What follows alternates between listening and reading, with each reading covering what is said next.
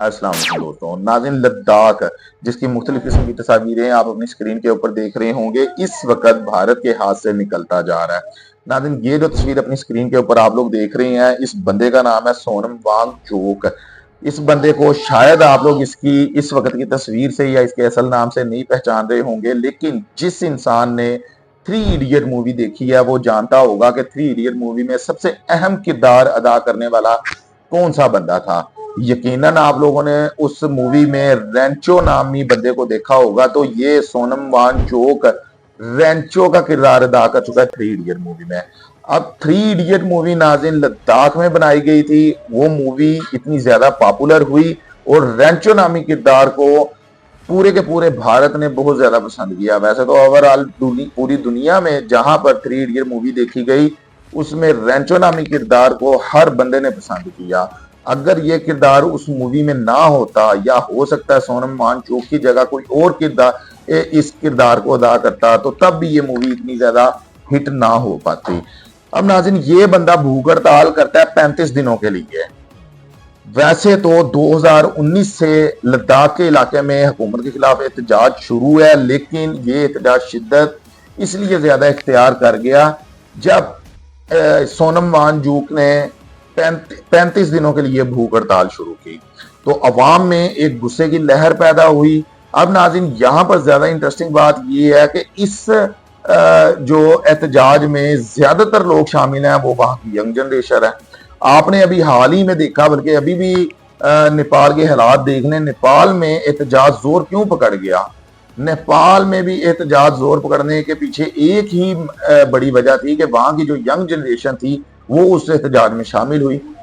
अब हालांकि 2019 प्रोग्राम में आगे जाने से पहले आप सब दोस्तों से गुजारिश है कि हमारे YouTube चैनल को सब्सक्राइब करें और साथ बने बेल आइकन को प्रेस कर दें, ताकि हमारी नई आने वाली वीडियो आप सब दोस्तों को टाइम पर मिलती रहे।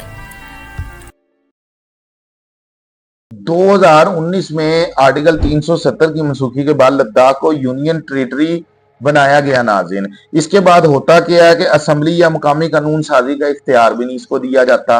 अब तभी से लद्दाख के मुख्तलिफ इलाकों में पुरअमन एहतजाज किया जाता था बीजेपी सरकार के खिलाफ। लेकिन जिस वक्त ये रेंचो यानी कि सोनम वांगचुक ये 35 दिनों की भूख हड़ताल का ऐलान करते हैं, इनके मकसद क्या होते हैं? इनके मकसद ये होते हैं कि लद्दाख को इसका हक दिया जाए। फिर एक बड़ी वजह, वहां के लोग क्या इशू उठा रहे हैं, क्या आवाज बुलंद कर रहे हैं कि लद्दाख में मुख्तलिफ किस्म की जो सी जगह है उनको कंपनियों को फरोख्त किया जा रहा है। प्राइवेट कंपनी है, हमारी मुकामी जो सी जगह है प्राइवेट कंपनियों को फरोख्त की जा रही है, और हमें हमारा हक नहीं दिया जा रहा, बल्कि जो हमारी अपनी जमीनें हैं उनके ऊपर भी कब्जा किया जा रहा है। हमारी जो वहां पर मादनियात है उसके ऊपर कब्जा किया जा रहा है। लद्दाख के बहुत से इलाके आप लोगों को इस तरह के दिखाई देंगे जो काफी ज्यादा सैर व तफरीह के लिए मशहूर है। आप लोग जानते हैं कि चाइना भी इस इलाके के पीछे पड़ा हुआ है, और चाइना का कहना है कि ये इलाका सारे का सारा मेरा है। छोटी मोटी झड़प भी हो चुकी है चाइना की इंडिया के साथ, और काफी ज्यादा फेंटी खा चुका है इंडिया चाइना के हाथों। चाइना इस पूरे इलाके के ऊपर बड़ी जोर से नजरें गड़ाकर बैठा हुआ है। चाइना का मकसद है कि मैं इस सारे के सारे इलाके को अपने कब्जे में लूं, और कई किलोमीटर का इलाका चाइना अपने कब्जे में ले भी चुका है लद्दाख का। लेकिन अभी तक बीजेपी सरकार खुलकर अवाम को ये नहीं बता रही कि इस वक्त जितना लद्दाख का इलाका इंडिया के पास मौजूद है वो लद्दाख सारे का सारा नहीं है।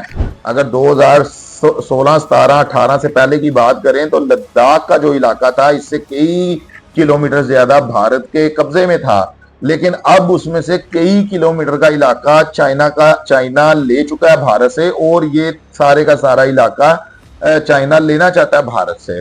तो अब जिस तरह का यहाँ पर नाज़रीन एहतजाज शुरू हुआ है, तोड़ फोड़, लद्दाख का एक इलाका है लिया का, वहां पर इस वक्त बीजेपी सरकार ने कर्फ्यू नाफिज किया हुआ है। तो वहां पर बीजेपी का जो दफ्तर है नाज़रीन उसको भी आग लगा दी गई है। एक सरकारी इमारत को भी इतलात आ रही है आग लगा दी गई है वहां पर, और कई गाड़ियां भी नजरे आतिश कर दी गई हैं। इसके अलावा 4 से 8 लोगों की हलाकतों का भी कहा जा रहा है कि 4 से 8 लोगों की वहां पर हलाकतें हो चुकी हैं, और 400 प्लस लोग हैं वो इस वक्त हॉस्पिटलाइज हैं।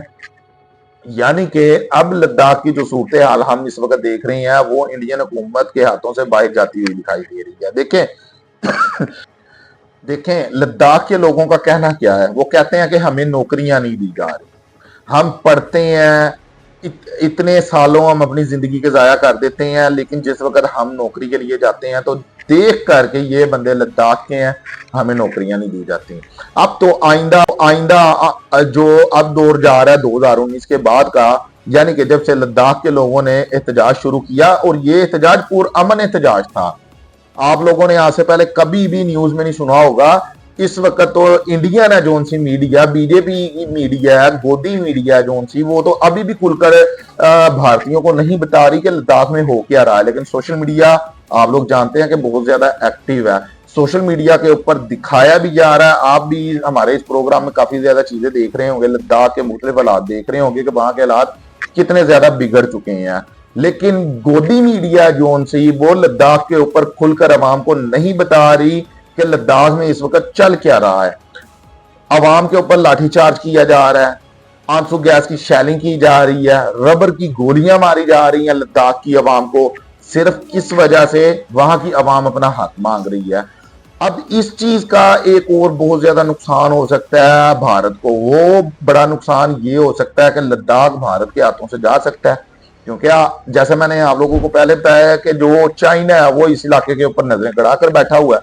वैसे तो 2 दिन की बात है उसके लिए, 2 दिन भी बड़े दूर की बात है, 2 घंटों की बात है उसके लिए लद्दाख का इलाका अपने कब्जे में करना।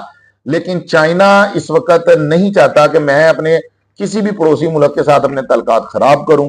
हालांकि इंडिया के साथ चाइना के इतने तल्कात अच्छे हैं नहीं, लेकिन फिर भी जो इंडिया की पॉपुलेशन है वो काफी बड़ी तादाद में, इंडियन मार्केट्स है, काफी पैसा है, काफी सरमाया इकट्ठा करके देती हैं जो मल्टीनेशनल कंपनियां होती हैं उन्हें।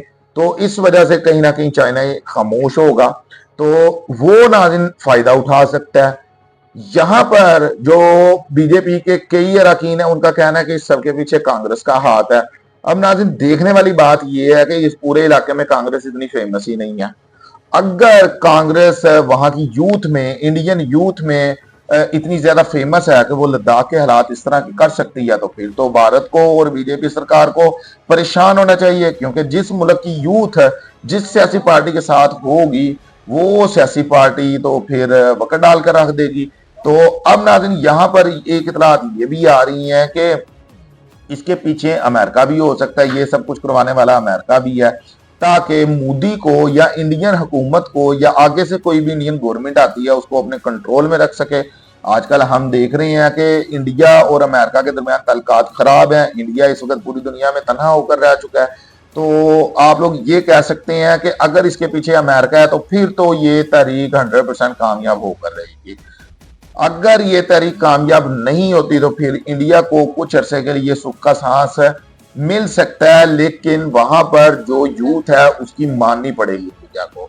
ऐसा किसी सूरत नहीं हो सकता कि उसकी माने भी ना और इसी तरह सिलसिला चलता रहे। जैसा मैंने आप लोगों को पहले बताया कि 2019 से ये एहतजाज चल रहा था, लेकिन ये जो रैंचो साहब है इनकी भूख हड़ताल ने अवाम को इतना इश्तियाल दिलाया, अवाम में एक गुस्सा भर गया और अवाम आज सड़कों पर है, मरने मारने के लिए तैयार है।